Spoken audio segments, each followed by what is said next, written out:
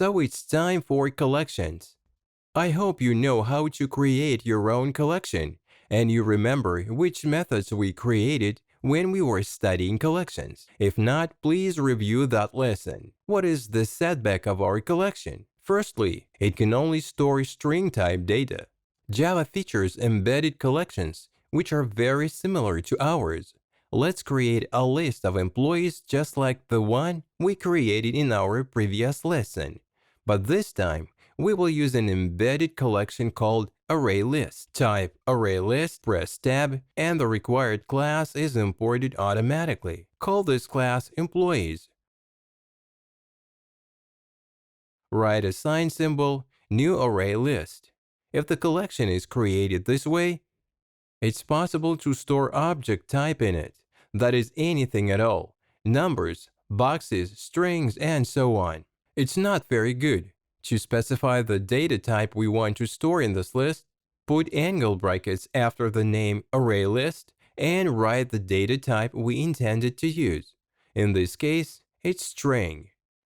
After the assign symbol between the round brackets and the class name angle brackets are required too. We can either leave them empty or write string. But the latter makes no sense because it will work anyway. Thus, we have shown this new collection will store only the string data type. We can add data to it, just like we have done it in our own collection. Let's add several employees. Employees add, and add Sergey. Let's copy some random names and paste them here.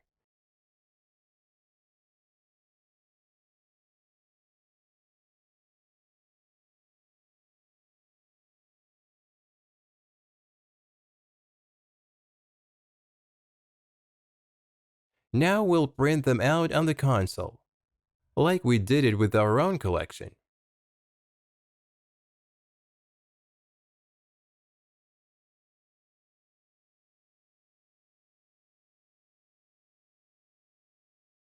The only difference is that our method was called getSize, and here it's called size and does exactly the same thing. It returns the quantity of the elements in the list. To retrieve an element, call method get and pass it an index. Run the program and you can see the names. We can also remove elements from the collection. Employees remove. Let's remove element 0, that is Sergey. Run the code and Sergey's gone. We can remove by the name. Let's remove Natalia. Natalia is gone too.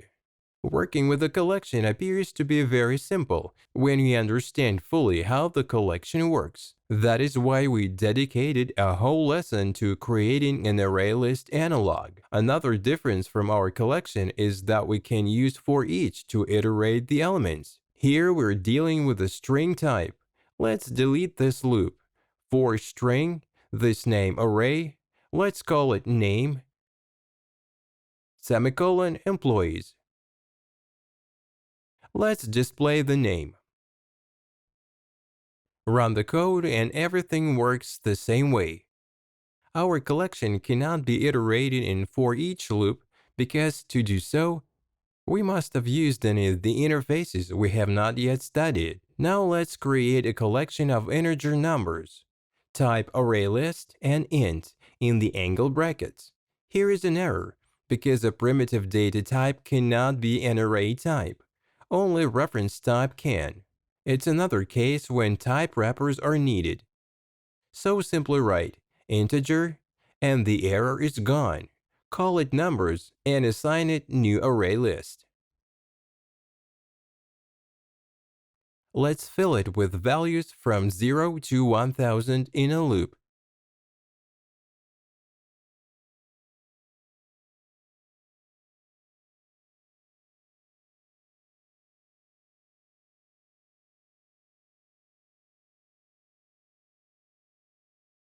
and print out the values on the console. Use for each loop.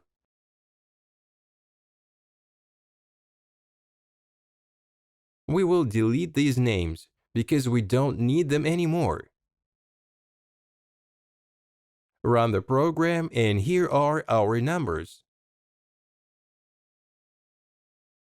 Let's calculate and display the sum of the numbers in this array.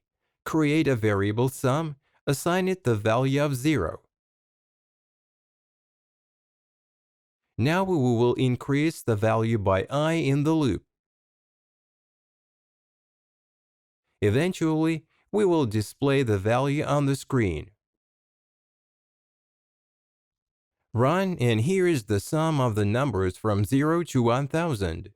We can pass any reference data type as a parameter to ArrayList. We can even create a list of the boxes or monsters we have created in one of our homework tasks. When is it better to use an array and when the ArrayList? The official documentation demands that we use ArrayList instead of arrays. Perhaps this is the true to follow.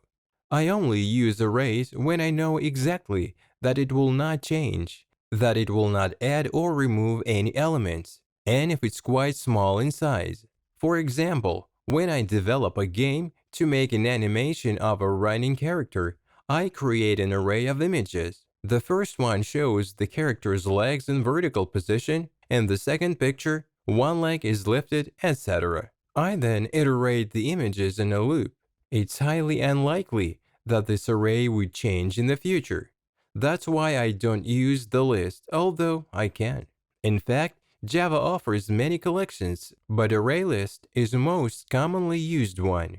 Ideally, a professional Java programmer must know all the collections, or at least understand the differences between them. For us, this information would be abundant at this time. If we even spent some time studying them, we would forget all about them very soon, because in this course, or in our Android app development course, we will need only ArrayList. Now, we will take a brief look at two more collections for you not to be confused if you need something that you cannot find in ArrayList. Should this information seem excessive this time, you can skip the rest of this lesson and fast forward to the part where I'm assigning you the homework. Do it and continue studying. We will review the following two collections, but will not use them in this course. So the first collection is HashSet. The syntax is such. The collection is used when you don't want the values to occur more than once. Let's create it. Let it contain names, so call it names. Assign symbol new HashSet. So it's created just like ArrayList. But instead of ArrayList, you should write HashSet. Add several names to this collection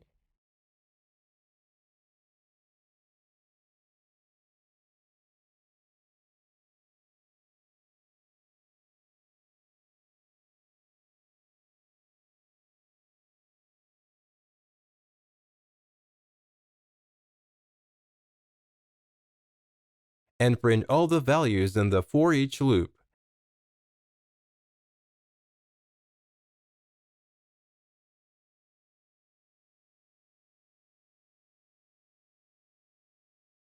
Run the program. You can see the names.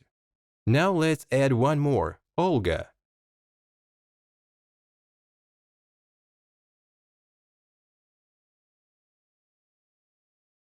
Rerun the code, and here is the difference of the HashSet collection in comparison to ArrayList. Firstly, Olga has been added only once, because HashSet does not store two identical values. Secondly, take a look at the order of the elements. ArrayList stores them in order in which they were added. Here, there is no such order, and when several elements are added, the order will change. Thus, there is another difference. We cannot address the elements using method get. It's missing here as such. If you type names and dot and look for the get method, you won't find it. It means that we can only address the elements of a hash set using for each loop. Now let's take a look at one more collection. It's called TreeSet. Let's simply correct this line because this collection is declared the same way. It has the same features as the HashSet. It cannot store two identical elements, so Olga will be added only once. It has no get method, so only for each loop is to be utilized. But unlike HashSet, it stores the data sorted. If you run the code, we will see that the names are sorted alphabetically. And if there are numbers, let's add them without any order.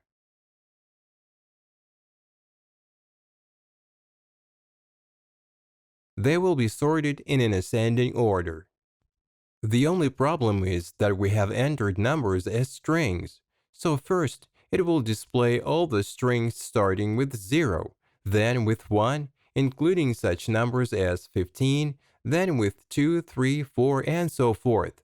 If this is going to be a heap of not strings but numbers, let's specify integer and add the numbers without quotes